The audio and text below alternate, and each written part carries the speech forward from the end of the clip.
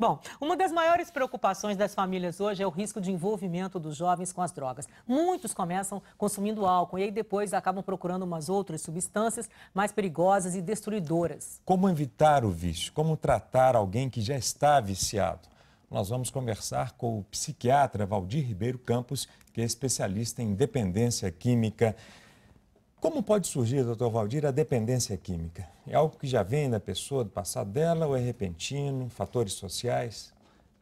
Existem diversos fatores implicados. Fator biológico, existe uma certa vulnerabilidade individual que provém, de fato, da carga genética familiar, mas isso só não é determinante, porque existem outros fatores psicológicos e sociais. As pessoas, normalmente, elas não nascem dependentes.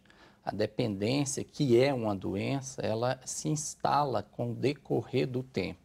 Quer dizer, a pessoa vai aprendendo um comportamento que inicialmente é um ato de liberdade e que caminha para um hábito e, por fim, vai se afundar na necessidade que é a dependência química. Tomando, então, o que o senhor está querendo dizer que é tomando uma cervejinha, ou então, às vezes, até muitos dizem, eu vou provar, né, um cigarro de maconha. É assim que começa o vício mesmo? Exatamente, porque as pessoas começam inicialmente como usuárias. Elas podem ser usuárias experimentais, experimentando, depois elas podem ter o comportamento de fazer o uso de risco, quer dizer, um uso daquela substância, mas que ainda não está ocasionando problemas psicológicos e sociais.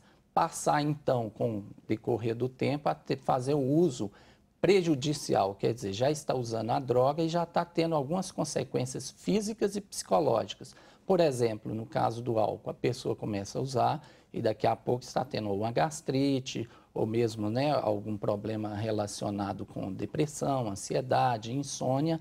E aí ela passa também a ter um comportamento que é de abuso, usar intensamente essa substância, porque ela já está numa fase onde ela não consegue manter um controle sobre aquela quantidade que ela se propôs a beber.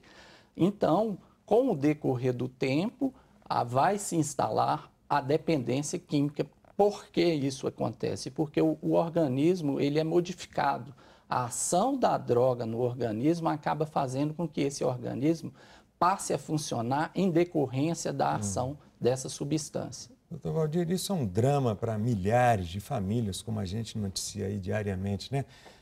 Como os pais podem perceber que o filho pode estar começando a entrar nesse mundo das drogas? Há sinais, algumas características que possam atentar até aos pais aí? Sim, existem alguns sinais que são? são objetivos, no sentido de uma mudança de comportamento repentina, a própria forma de se vestir, uma certa apologia até o uso das drogas. Existem sinalizadores conforme a droga que se está usando, que são muito assim, evidentes. Por exemplo, cartões, para quem faz, a pessoa que cheira cocaína, cartões de créditos ou mesmo lâminas, ou mesmo canetas sem a carga, porque isso é usado para aspirar, inalar a substância, para aspirar, aliás, a substância.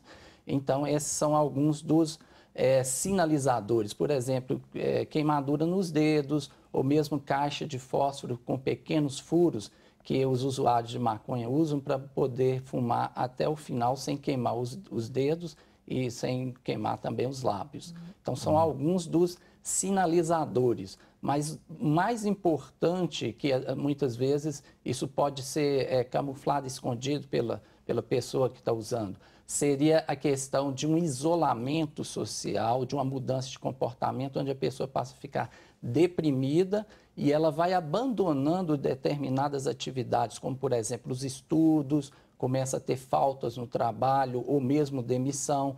Há uma queda do rendimento da vida dessa pessoa em todos os seus domínios. E a família tem que procurar uma ajuda nesse momento ou ela tem que tentar ajudar? Sozinha a família consegue? Normalmente, a primeira coisa que a família deve fazer é identificar se a pessoa é um usuário ou um dependente. Existe uma grande diferença entre uma pessoa usuária e o que é uma pessoa dependente.